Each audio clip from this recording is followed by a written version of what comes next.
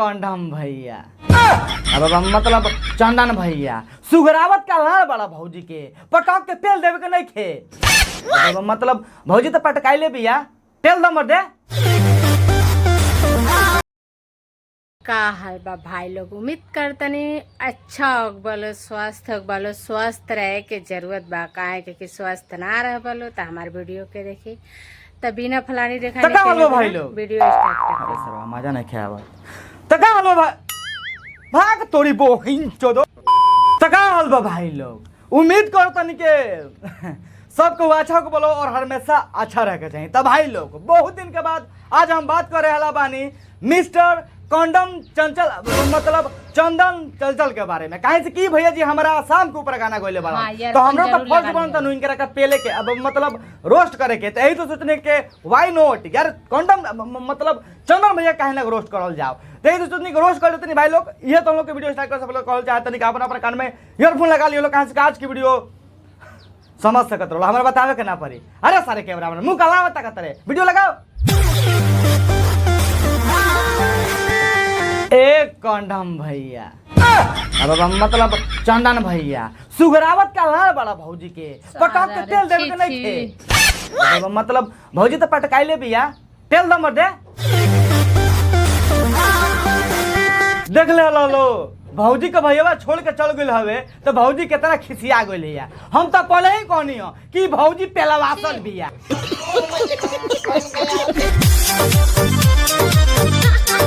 अरे वाह रे हमार कंडोम भौजी वाह का डांस मरलू हो लिटरली बोलत नहीं भाई लोग। हाई भौजी के डांस देखला के बाद काज ने काहे हमारे सन का मन करता नु कि भौजी के पेल के परनवे लिकाड़ दी।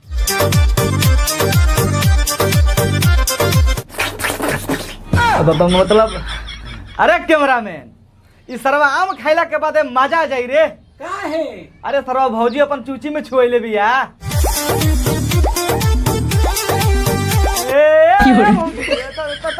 आराम से झटका मारा हो ना मतलब तू इतना जोर जोर झटका मारो तो लागत तक सरवा दोनों बहरी लिकोड़ के डगरा जाई।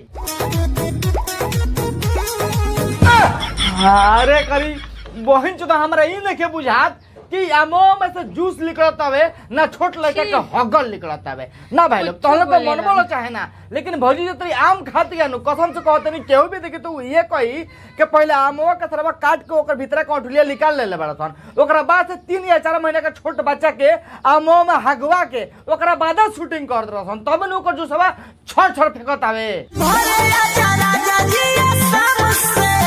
ओ ये अरे कैमरामैन हाँ चल चलन जा भौजी लगे का करे रे। अरे सरबा वही रहे सुने है ना भौजी कहते के घरे आजा राजा जी आसाम से चल मार मारे चले के ना रे हमार मुठे जिंदाबाद बा। अरे सरबा हेकरा आगे हाई सरबा ये कुछ नहीं करे सरबा एक बार एकरा के टेस्ट करके तू देख रे ओकरा बाद तोरा पता चली सरबा के भौजी काहे हमनी के आसाम से अपना घरे बुलावती है।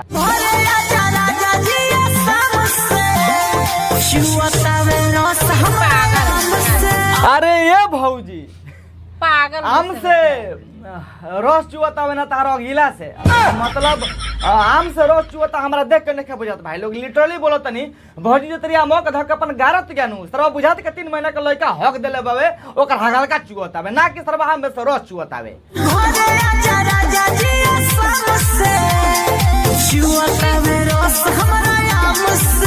भाग सारावा रे सरवा देख के बुझाता छोट लड़का छेड़ देले बहुत रिया मुंह पड़ी रस चुवता भाई लोग तोनी लोग के देखल एक बार। और भैया जी से हम ये कहल चाहते नहीं कंडम मतलब चंदन भैया से कि भैया जी देखो गाना बहुत तुम मस्त गईले बड़ा कसम से कहते नहीं भाई लोग तुम लोग को पता हुई हम गाना कम गाना का जो ट्रैक बा डेट मीन्स गाना का जो म्यूजिक ओकरा सबसे पहले फोकस मारे नहीं जो एकर गाना के ट्रैक का म्यूजिक को भाई लोग it was a mind blowing यार फैंटास्टिक बहुत मस्त बा मतलब सुनने के बाद डांस करे का मन करता जौन जेन्युइन बा जौन फैक्ट बा तो हम बतावत नहीं लेकिन गाना तनी अश्लील बा वो बात अलग बा लेकिन म्यूजिक बहुत गणफार बा ई गाना का ठीक बा। तो हम कंडम भैया से मतलब चंदन भैया से ये कहल चाहते हैं कि चंदन भैया बहुत मस्त गाना गइले बड़ो एगो हमू गाना लिखले बनी अगर ई गानावा के आसाम वाला गानावा का पार्ट 2 बने बनू तो तू गावे कही तो तू बोलिए हम तारा के व्हाट्सअप कर देम नंबर नहीं लिखे नंबर हम मांग लेम के केहू से ना केहू से ठीक बा बहुत म्यूजिक प्रोड्यूसर हमारा कॉन्ट्रैक्ट में बाढ़ लो तो गाना कुछ इस तरीके से फर्स्ट ऑफ ऑल भैया तू सुन लो, अगर अच्छा लगी तो अबे तू कहियो, otherwise just skip it, you know. तो गाना कुछ इस तरीके से हम निकले बनी के अरे घरे आजा राजा जी शाम से, अब पटक के पेल दा हमारा कैमरामैन के गाड़ में। मजाक कर रहा है? अरे सरवा मजाक छोड़। एक मिनट, ये चंदन भैया एकदम सेम मोबाइल चलावत नहीं जानू। देखो चंदन भैया एगो तरह से चीज मांगा तनी माना मत करिए। देखो तहार ठोट हमार ठोट एकदम मिलत है, सेम हमरे जैसे तुम मोबाइल चलावत रह। तो हमारे कहे कि मतलब चंदन भैया अगर हो सके तो खाली गाड़ मतलब हो सके तो खराब मत पहिया, हम तरह का पेल मतलब रोस्ट कर बाइन त ठीक बा। हाँ भाजी उ हमरा देख के लागत हवे कि तू भैया खातिर दूगो रखले बारू, लेकिन तू दूगो आम नहीं रखलू, हेडलाइट आ फुटबॉल और खरबूजा रखले बारू, जवन की सब हमार ऑडियंस देख रहल बाड़ा सन। अब पता ना भौजी तहार उ भतार हवे के तरी आम खाई, हमार पता नहीं के उ बैठ के खाई ना आराम से खाई। लेकिन देखो भौजी हम एगो तरीका से खाने लड़की कुल के टंगड़ी उठा के भाई लोग मत समझ लो कि हम आम के बारे में बात करनी है, जवन तो हम लोग का सोचलो हलो और समझलो हलो हम ओकरे बारे में बात करनी है। कौन सर आराम से खाई हो, टंगड़ी उठा के हमारा खप खप खप खप खप। हे भगवान कलारे टूट जब चाहे भौजी कुल के अगले फट जाओ। सर आराम से कौन खाया आइल बा? कैमरामैन तू आराम से खा ले रे। ना रे तब क्या खा ले? घपा घप सरवा घपा घप। लेकिन कहीं सब लाट टेढ़ मत हो जाओ। ओ सॉरी तो पढ़े से टेढ़ बा।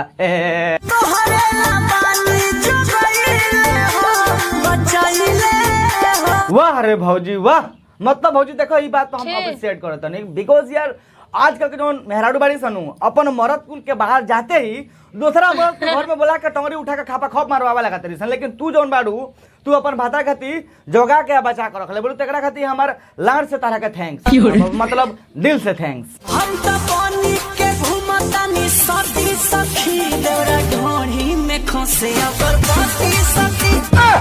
अरे सरवा ये कैसे पॉसिबल बारे के आदमी सरवा ढोढ़ी में अगरबत्ती खोस दी ना, मतलब यार हाउ इज पॉसिबल यार, हमारे तो बिलीव नहीं कहो के ढोढ़ी में अगरबत्ती कैसे खोसाई। कैमरामैन तनी फिर से लगाओ तो गाना बारे। देवरा ढोढ़ी में खोसे अगरबत्ती सखी। सरवा हमारा अभी ना बुझल के ढोढ़ी में कैसे अगरबत्ती खोस सकता रे, वो तो ढोढ़िया छेद हो जी सरवा। भौजी मर जियो तो लगे तो चिल्लाए। देखो कंडम भैया मतलब चंदन भैया अगरबत्ती खोसे के भी नू एगो जगह होला, स्पेसिफिक एगो जगह होला, जैसे कि कोला में अगरबत्ती आदमी खोज सकता हवे, सेव में खोज सकता हवे, ओकर बाद से अनारस में अगरबत्ती खोज सकता हवे, लाड़ पर खोज सकता हवे ना, लाड़ तो छिला जाई, मतलब गाड़ में भी आदमी खोज सकता हवे ना, तो बढ़िया के बिलियों पूरा अगरबत्ती खोज जाई। अब मतलब देखो भैया कुल मिला के बात बा अगरबत्ती अगर खोसे के बानू तो सबसे बढ़िया और अच्छा जगह बावे भौजी के झटिया में खोस दा। उ बात अलग बा का अगरबत्तिया घूम के लटक जाई, लेकिन खोसा जरूर जाई, ठीक बा। बहुत एक ही बात के डर बावे भौजी के झांट बचावे के पड़ी, नहीं तो झांट भागी धली झांट झौसा जाई। सर हो तू नहीं लो ढोड़ी में अगरबत्ती खोसत रह आई चाहे लाड़वा पर अगरबत्ती खोस लो ना लाड़ के चिल्ला दी। हमरा कैमरा में के लाड़ पर अगरबत्ती खोस जसन ना सब। अरे भौजी रे मत आओ रहन से बानी तंगे सखी डाले ढोढ़ी में तेल मगंगे सखी। अरे सरवा अभी नु भौजी अपना ढोड़ी में अगरबत्ती खोसवावत रहली है, अभी कन कहती है कि ढोड़ी में हिमगंगे तेल डालत आवे। ए भौजी शुक्र मनाव के सरवा उ बाबा तार ढोड़ी में हिमगंगे, अरे हमार लाड़ गंगे मतलब हिमगंग, अरे कौन गंगे रे सरवा? हिमगंगे हां उहे जोनी सरवा कैमरा में हमरा कहला सबे उ तार ढोड़ी में भैया डालत आवे। अगर हम तार लोग रहती नु त अपन लाड़वा में हिमगंगे लगा के पेल दे के तार पहुंच तो लागित बाबा है। हाय लाड़वा धके झूल झूल। वीडियो लाइक और कमेंट करके जरूर बताएं जा, और शेयर और सब्सक्राइब करें तो हम और ऐसे वीडियो पर रिहर्सल बनाएं भैया जी के वीडियो पर, और सब्सक्राइब सपोर्ट जरूर करें दे यार। Thank you.